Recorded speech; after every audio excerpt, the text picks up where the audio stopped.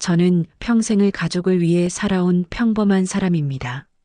그런데 얼마 전 남편 생일날 착하다고 생각했던 며느리의 진짜 얼굴을 보게 되었습니다.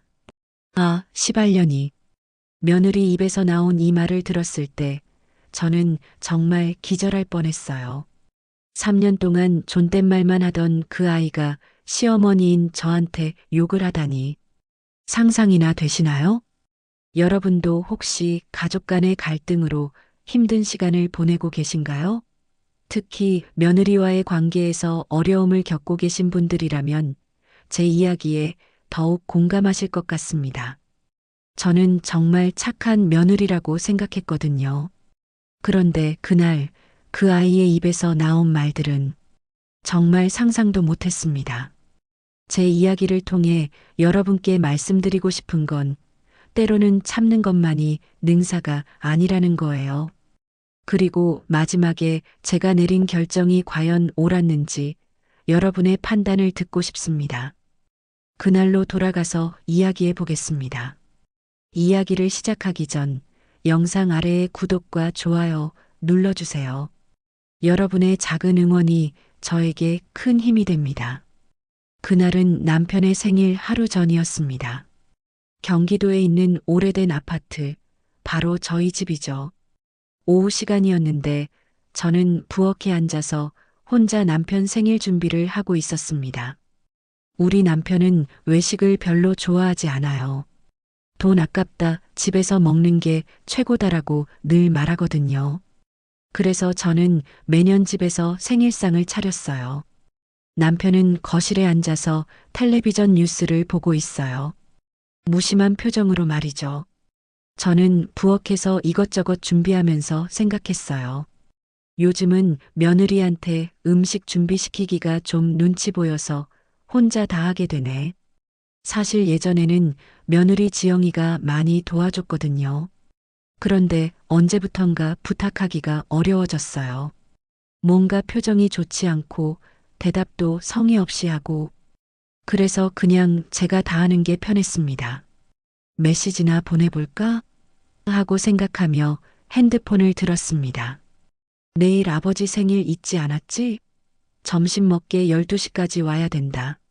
메시지를 보내고 답장을 기다렸는데 한참이 지나도 답이 없더라고요. 보통은 금방 네, 알겠습니다. 이런 식으로 답장이 오는데 말이에요. 바쁜가 보다 하고 넘어갔습니다. 저는 계속해서 음식 준비에 몰두했어요. 남편이 좋아하는 갈비찜, 나물 반찬들, 미역국까지 하나하나 정성스럽게 만들었습니다. 부엌에서 요리하면서 저는 문득 생각했어요. 우리 지영이가 요즘 좀 이상하긴 해. 전에는 그래도 생일이나 명절 때는 먼저 연락도 하고 뭔가 도와드릴 게 없냐고 물어보기도 했거든요. 그런데 최근에는 그런 게 없어졌어요. 혹시 제가 뭔가 잘못했나? 하는 생각도 들었습니다. 하지만 특별히 기억나는 건 없었어요. 저는 늘 며느리한테 잘해주려고 노력했거든요. 큰 소리 한 번 낸 적도 없고 간섭도 별로 안 했고요. 오후 내내 요리를 하면서 저는 내일 가족들이 모여서 화목하게 식사하는 모습을 상상했습니다. 남편도 기뻐할 거고 아들 영호도 오랜만에 집에서 만든 음식 먹는다고 좋아할 거고 며느리도 분명 웃으면서 어머니 수고 많으셨어요. 이렇게 말해줄 거라고 생각했어요. 그때는 정말 몰랐습니다. 내일 벌어질 일을. 며느리 입에서 그런 말이 나올 줄은 꿈에도 몰랐어요. 해가 지고 저녁이 되어서야 겨우 답장이 왔습니다. 네, 내일 갈게요. 딱 그 한 줄이었어요. 평소보다 너무 간단한 답장이었지만 그래도 온다고 하니까 안도했습니다. 그날 밤 잠자리에 들면서 저는 남편한테 말했어요. 여보, 오랜만에 아들이랑 며느리 보니깐 좋겠어요. 남편은 그래, 좋지. 오늘 고생 많았어라고 짧게 대답했어요. 저는 그렇게 잠이 들었습니다. 다음 날 남편의 생일 당일이었습니다. 저는 새벽부터 일어나서 마지막 손질을 했어요. 어제 미리 해둔 음식들을 정리하고 상차림 준비를 마쳤습니다. 정말 정성스럽게 준비했어요. 갈비찜은 고기가 입에서 녹을 정도로 부드럽게 끓였고 나물들도 하나하나 정갈하게 무쳤습니다. 남편이 좋아하는 미역국도 진한 사골 육수로 끓여서 구수한 냄새가 집 안가득 퍼졌어요. 12시가 가까워오자 저는 설레는 마음으로 마지막 준비를 했습니다. 상 닦고 그릇을 깨끗하게 닦아서 준비해 놓았어요. 남편도 평소보다 깔끔하게 옷을 갈아입고 계셨고요. 지영이네가 12시까지 온다고 했으니까 곧 올 거예요. 제가 남편께 말씀드렸습니다. 그런데 12시가 되어도 오지 않더라고요. 12시 반 1시. 시간이 계속 흘러갔는데도 연락 한 통 없었어요. 남편이 점점 짜증을 내기 시작하셨습니다. 뭐 하는 거야? 이 사람들이 12시까지 오라고 했으면 와야지. 조금만 기다려봐요. 길이 막힐 수도 있고. 저는 남편을 달래면서도 속으로는 초조했어요. 왜 연락이 없을까 싶어서 말이죠. 음식들이 식어가고 있었어요. 따뜻하게 먹으려고 준비한 건데 이렇게 늦으면 맛이 없어질 텐데. 그런 생각에 마음이 조급해졌습니다. 1시 반쯤 되자 남편이 정말 화를 내기 시작했어요. 아니, 생일 주인공이 기다리고 있는데 이게 뭐야? 요즘 젊은 것들은 예의라는 게 없어. 저도 사실 화가 났지만 그래도 가족이니까 이해하려고 했어요. 뭔가 급한 일이 있나 보죠. 곧 올 거예요. 드디어 2시가 넘어서야 현관벨이 울렸습니다. 저는 얼른 달려가서 문을 열었어요. 지영아. 왜 이렇게 늦었어? 아버지가 기다리고 계셨는데. 그런데 지영이의 표정을 보는 순간 뭔가 이상하다는 걸 느꼈어요. 평소와 달리 무표정한 얼굴로 인사도 대충 하더라고요. 안녕하세요. 저는 억지로 미소를 지으며 반겼습니다. 어서 와. 아버지 생일인데 이렇게 늦으면 어떡해. 음식이 다 식었잖아. 아들 영호는 죄송해요, 어머니. 길이 막혀서요라고 했지만 지영이는 아무 말도 없었어요. 그냥 신발만 벗고 안으로 들어가더라고요. 거실에서 남편이 인상을 쓰고 계셨어요. 늦게 와서 미안하다는 말도 없나? 그제야 지영이가 죄송해요라고 했는데 정말 성의 없는 말투였어요. 마지못해 하는 인사 같았죠. 분위기가 이상했지만 그래도 생일상이니까 어떻게든 분위기를 좋게 만들어 보려고 했어요. 자, 그럼 밥 먹자. 배고프지? 지영아, 너도 많이 먹어. 음식을 상에 내오면서 저는 지영이에게 말했습니다. 지영아, 이 나물 좀 그릇에 예쁘게 담아줄래? 네가 하면 더 예쁠 것 같아서. 평소 같으면 네, 어머니하고 웃으면서 해줬을 텐데 그날은 달랐어요. 표정 없이 고개만 끄덕이더니 눈빛이 어쩐지 날카로워 보였어요. 지영이가 나물을 그릇에 담는 모습을 보는데 뭔가 성의가 없어 보였어요. 대충대충 담는 것 같고 그러다가 나물이 그릇 밖으로 조금 넘쳤어요. 저는 자연스럽게 지영아 라고 말을 시작했습니다. 그런데 그 순간 지영이의 손이 멈췄어요. 그리고 저를 쳐다보는 눈빛이 정말 차갑더라고요. 이렇게 하면 안 돼. 반듯하게 담아야지. 저는 평소처럼 자연스럽게 말했어요. 나쁜 뜻이 아니라 그냥 예쁘게 담으라는 뜻이었거든요. 그런데 지영이의 손이 미세하게 떨리기 시작했어요. 그리고 표정이 정말 무서울 정도로 차가워졌습니다. 그때까지도 저는 몰랐어요. 3년 동안 지영이의 마음속에 어떤 감정이 쌓여 있었는지, 그리고 그 감정이 곧 폭발할 거라는 걸 말이에요. 남편과 아들은 거실에서 세상 이야기를 하고 있었고, 부엌에는 저와 지영이만 있었어요. 그 조용한 부엌에서 곧 제 인생에서 가장 충격적인 순간이 벌어질 줄은 정말 상상도 못했습니다. 그 순간이었습니다. 지영이가 손에 들고 있던 그릇을 탁 하고 식탁에 내려놓더라고요.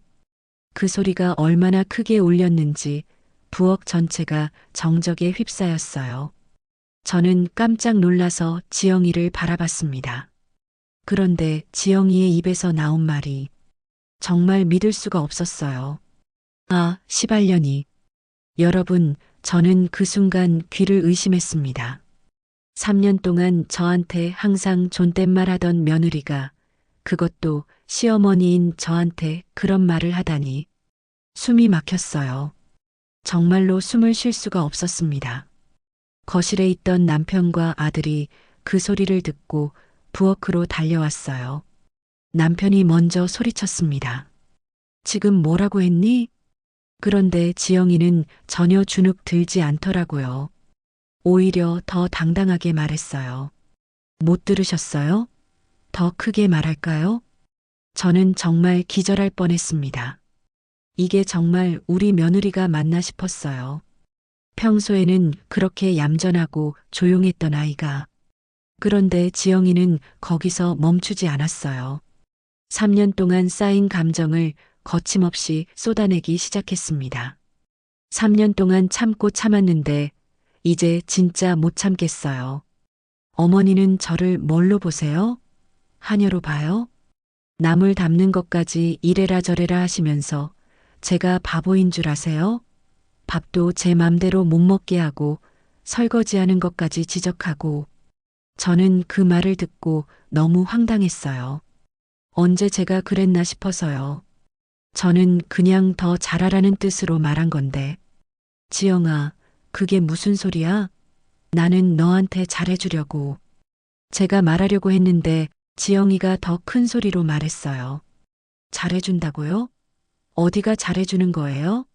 매번 제가 하는 일마다 트집 잡고 지적하면서요.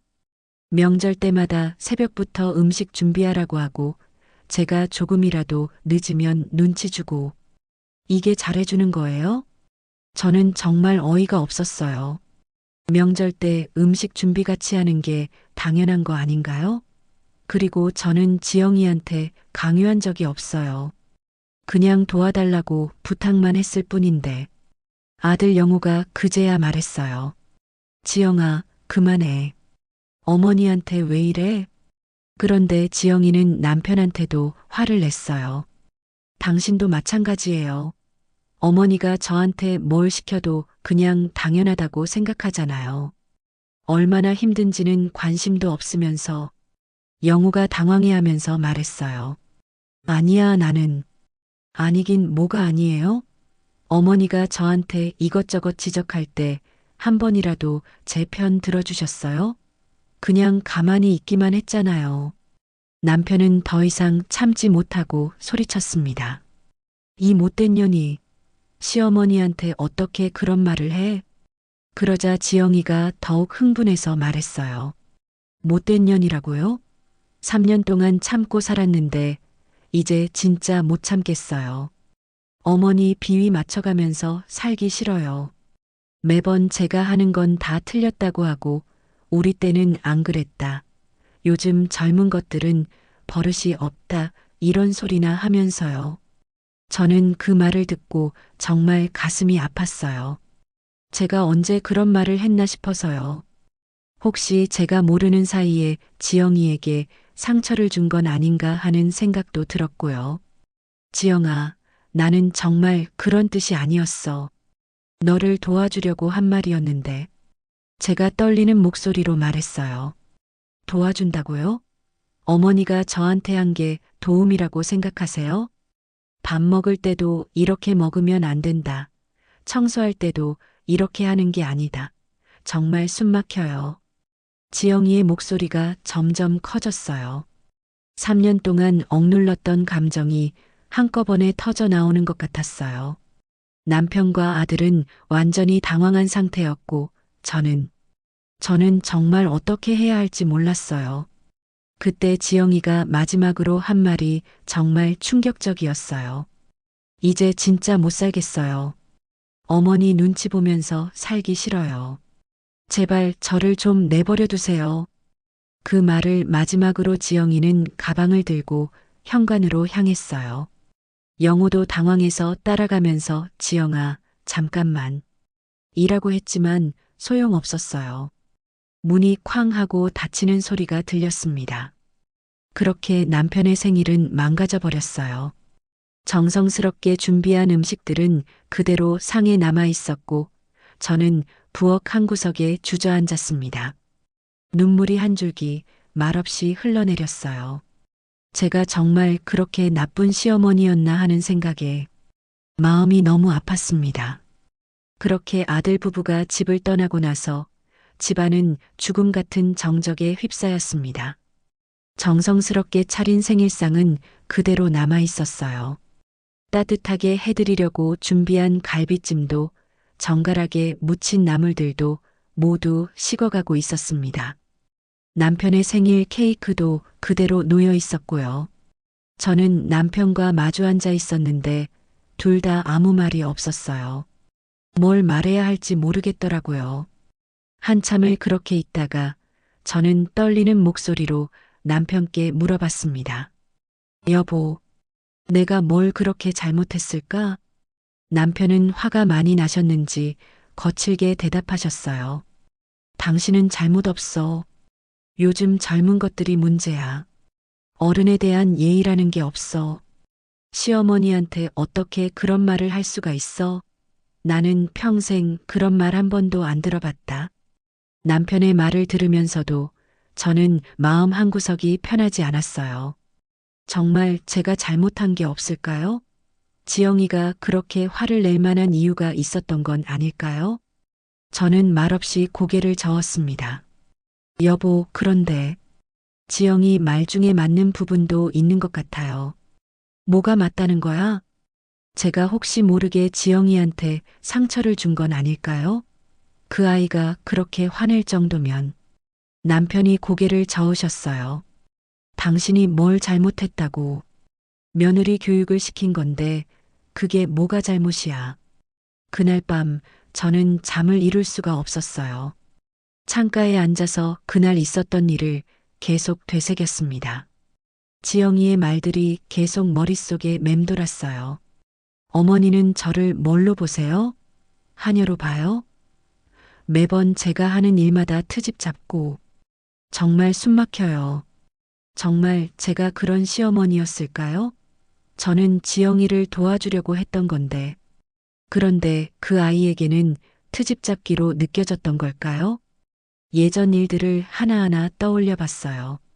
명절 때 음식 준비하면서 이렇게 하는 게 더 좋을 것 같아라고 말했던 것, 청소할 때 여기도 좀 더 닦아주면 좋겠어라고 했던 것. 그때는 정말 도움이 되라고 한 말이었는데 지영이에게는 지적으로 들렸던 모양이에요. 며칠이 지나도 아들 부부로부터는 연락이 없었어요.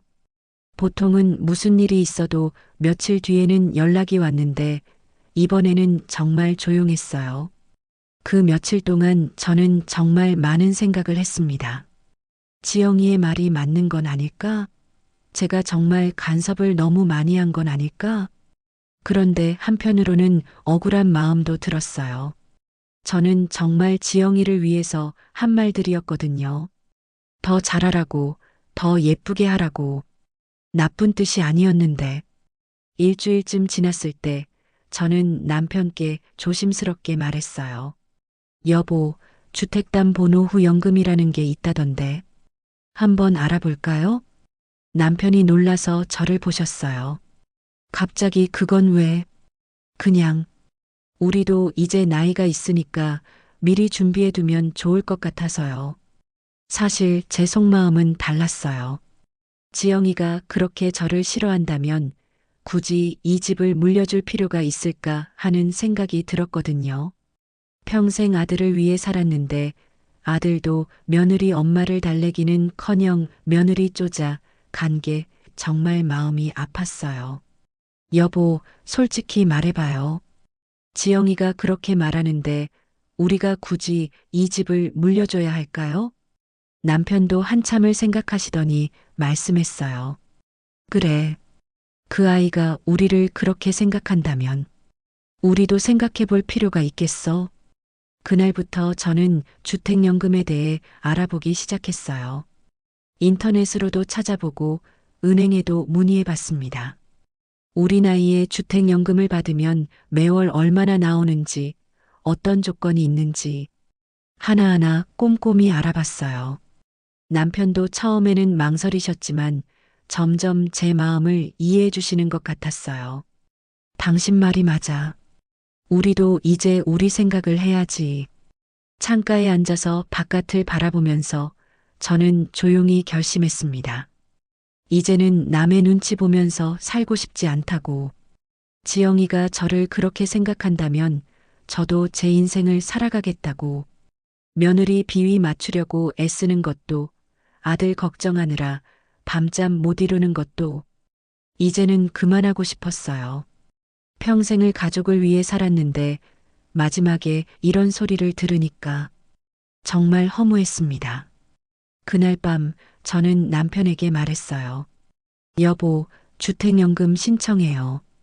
그리고 시골에 있는 땅도 정리합시다. 남편이 고개를 끄덕이셨어요. 그래, 그렇게 하자. 우리도 이제 우리 인생을 살아보자. 그렇게 저는 평생 처음으로 제 자신을 위한 결정을 내리게 되었습니다. 65세의 말이에요. 그런데 그 결심을 내리고 나니까 마음이 조금 편해졌어요. 오히려 후련한 기분이었습니다. 왜 진작 이런 생각을 못했을까 싶었어요. 다음 날 저는 주택연금 상담을 받으러 은행에 갔습니다. 담당 직원이 친절하게 설명해 주더라고요. 어머님 댁 같은 경우에는 매월 약 150만 원 정도 연금을 받으실 수 있을 것 같습니다. 150만 원이면 남편과 둘이 살기에는 충분한 금액이었어요. 굳이 아들 눈치 보면서 살 필요가 없었죠. 집에 돌아와서 남편에게 말했더니 남편도 의외로 긍정적이었어요. 그 정도면 우리 둘이 편하게 살 수 있겠네. 병원비도 걱정 없고.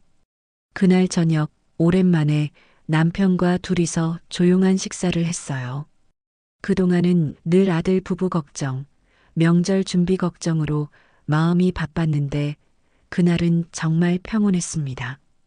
여보, 우리 이제 여행도 가볼까요? 제주도나 부산 같은데. 남편이 웃으면서 대답했어요. 그래, 좋다. 우리도 이제 우리만의 시간을 가져보자. 며칠 후 시골에 있는 땅을 정리하기 위해 내려갔어요. 그 땅도 원래는 아들한테 물려주려고 생각했던 건데 이제는 마음이 바뀌었어요. 땅을 팔고 나니 제법 목돈이 생겼습니다. 그 돈을 연금저축에 넣어두기로 했어요. 나중에 우리 노후 자금으로 쓰려고요. 모든 정리가 끝나고 나서 저는 정말 홀가분한 기분이었어요. 이제 누구 눈치 볼 필요도 없고 지영이 비위 맞추려고 애쓸 필요도 없었으니까요. 그런데 이상하게도 아들로부터는 여전히 연락이 없었어요. 보통은 며칠 지나면 어머니, 그날은 죄송했어요. 이런 식으로 연락이 왔는데 말이에요. 한 달 정도 지났을 때 드디어 영호에게서 전화가 왔습니다. 어머니, 안녕하세요. 그동안 연락 못 드려서 죄송해요. 응, 괜찮다. 잘 지내니? 네. 어머니, 그날 지영이가 너무 심하게 말했어요. 정말 죄송합니다. 아들의 목소리에서 미안함이 느껴졌어요. 그래도 한 달이나 지나서 연락하다니.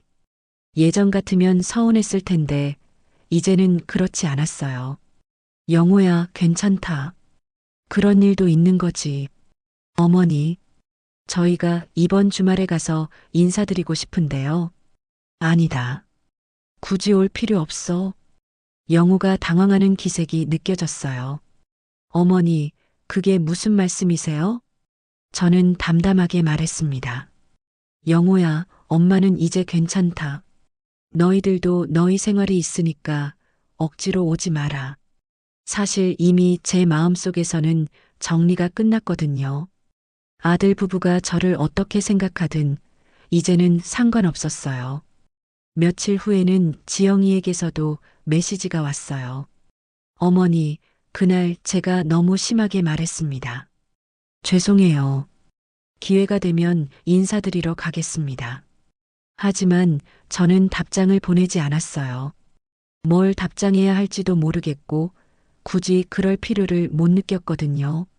남편이 물어봤어요. 지영이가 사과한다는데 그냥 넘어가면 안 되나? 여보, 이미 엎질러진 물이에요. 그 아이가 진심으로 사과하는 건지 아니면 집 때문에 그러는 건지도 모르겠고 저는 이제 그런 거에 신경 쓰고 싶지 않아요. 남편도 고개를 끄덕이셨어요. 그래, 당신 말이 맞다. 우리도 이제 편하게 살자. 그렇게 시간이 흘러갔습니다.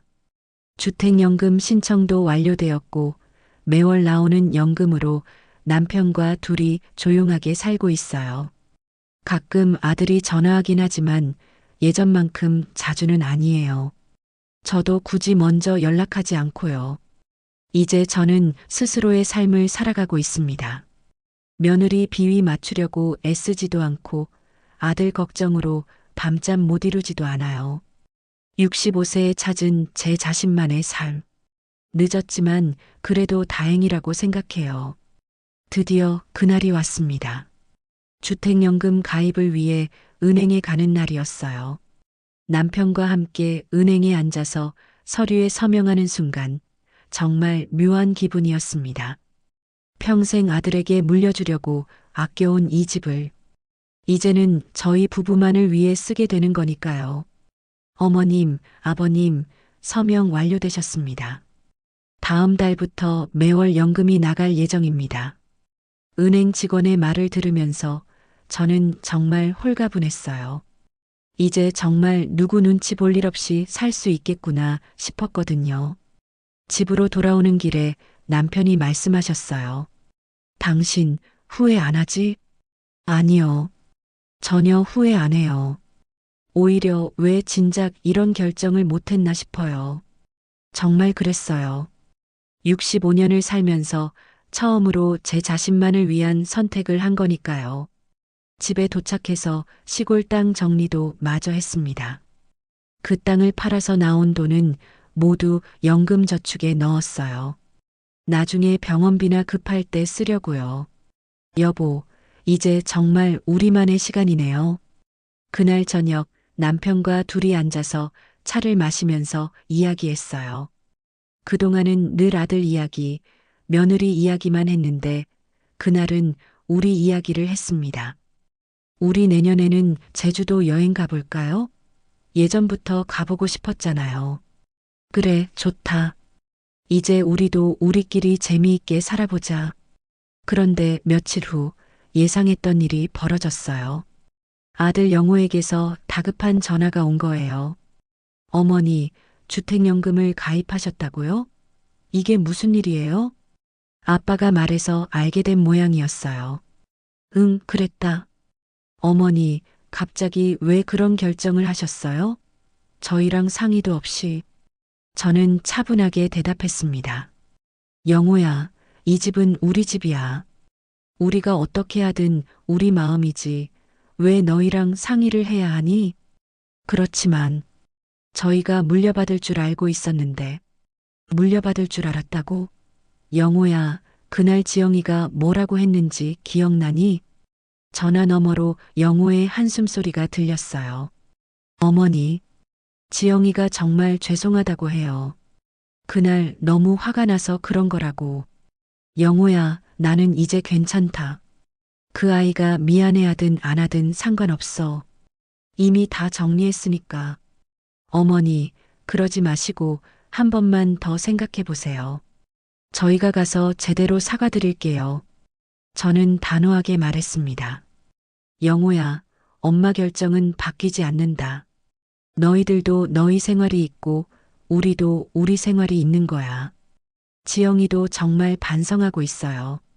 어머니한테 그렇게 말한 걸 진짜 후회한다고.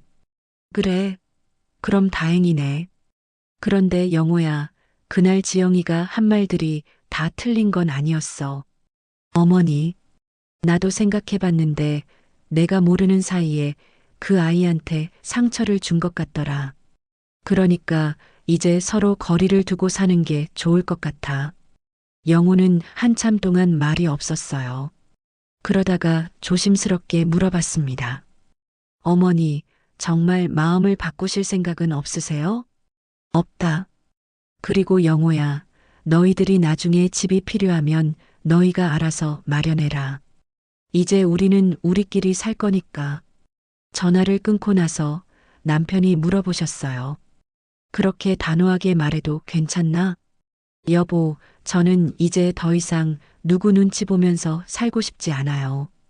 65년을 남을 위해 살았는데 이제는 제가 살고 싶어요.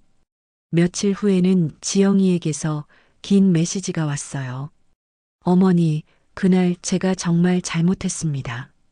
3년 동안 쌓인 스트레스 때문에 그랬지만 그래도 어머니한테 그런 말을 한 건 정말 잘못된 일이었어요. 용서해 주세요. 그리고 주택연금 일도 다시 한번 생각해 주세요. 저희가 어머니를 모시고 살겠습니다. 하지만 저는 답장을 보내지 않았어요. 뭘 답장해야 할지도 모르겠고 이미 제 마음은 정해졌거든요. 남편이 그래도 답장은 보내야 하는 거 아니야? 라고 하셨지만 저는 고개를 저었어요. 여보, 이제 그런 거 신경 쓰지 말아요. 그 아이가 진심으로 미안해하는 건지 아니면 집 때문에 그러는 건지 저는 이제 알고 싶지도 않아요. 시간이 지나면서 저는 정말 편해졌어요. 매월 나오는 연금으로 남편과 둘이 조용하게 살면서 그동안 못했던 일들을 하기 시작했어요. 동네 복지관에서 하는 요가 수업도 다니고 남편과 함께 등산도 다녀요. 예전에는 명절이나 생일 준비 때문에 바빠서 못했던 일들이었죠. 여보, 우리 다음 달에 부산 여행 어때요? 좋지, 가자.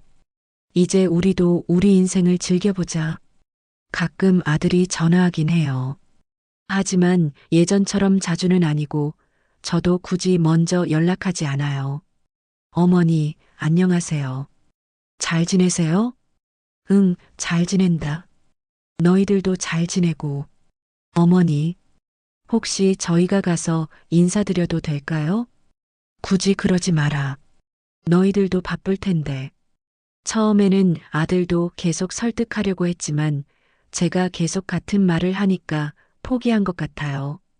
지영이도 가끔 안부 메시지를 보내긴 하지만 저는 답장하지 않아요. 답장할 이유를 못 느끼거든요. 어느 날 동네에서 지영이를 우연히 만났어요. 지영이가 저를 보더니 당황하면서 인사했습니다. 어머니, 안녕하세요. 저는 그냥 고개만 끄덕였어요. 특별히 화가 나거나 그런 건 아니었어요. 그냥 남 같은 기분이었거든요. 어머니, 제가 정말 괜찮다. 이제 다 지난 일이야. 어머니, 저희가 정말 잘못했어요. 다시 기회를 주실 수 없을까요? 저는 잠깐 지영이를 바라봤어요. 예전처럼 화가 나거나 속상하지는 않았어요. 그냥 담담했습니다. 지영아, 나는 이제 괜찮다. 너도 내 생활 열심히 해라. 그 말을 마지막으로 저는 집으로 돌아왔어요. 집에 돌아와서 남편께 그 얘기를 했더니 남편이 물어보셨어요. 그래도 마음이 좀 안 좋지 않나? 아니요, 전혀요. 오히려 후련해요. 이제 정말 끝난 것 같아서 정말 그랬어요. 더 이상 며느리 눈치 보면서 살 필요도 없고 아들 걱정하면서 밤잠 못 이룰 필요도 없었어요. 이제 저는 스스로의 삶을 살아가고 있습니다. 65세에 찾은 제 자신만의 삶이지만 늦었다고 생각하지 않아요. 남편과 둘이서 소박하지만 평화로운 일상을 보내고 있어요. 매일 아침 일어나서 창문을 열면 정말 마음이 편안합니다. 더 이상 누구의 말 한마디에 상처받지 않아요. 더 이상 누구를 위해 제 자신을 희생하지도 않고요. 이제 저는 정말로 제 인생을 살고 있습니다. 그리고 이 선택을 전혀 후회하지 않아요. 여러분, 제 이야기를 어떻게 들으셨나요? 혹시 저와 비슷한 상황에 계신 분들이 있으시다면 제 선택이 옳았다고 생각하세요? 때로는 참는 것만이 능사가 아니라는 걸 이제야 깨달았습니다. 그리고 자신을 위한 선택을 하는 것이 나쁜 게 아니라는 것도요. 65세, 늦은 나이지만 저는 이제 진짜 제 인생을 시작했습니다. 여러분, 오늘 이야기 어떠셨나요? 앞으로도 진짜 인생 이야기, 진한 감동의 순간들을 전해드릴 환갑 오디오가 함께하겠습니다. 영상이 마음에 드셨다면 구독과 좋아요 버튼을 꼭 눌러주세요. 알림 설정까지 해두시면 더 많은 삶의 이야기와 지혜를 가장 먼저 받아보실 수 있습니다. 따뜻한 마음으로 10년은 더 젊게, 20년은 더 행복하게 사는 그날까지 환갑 오디오였습니다. 감사합니다.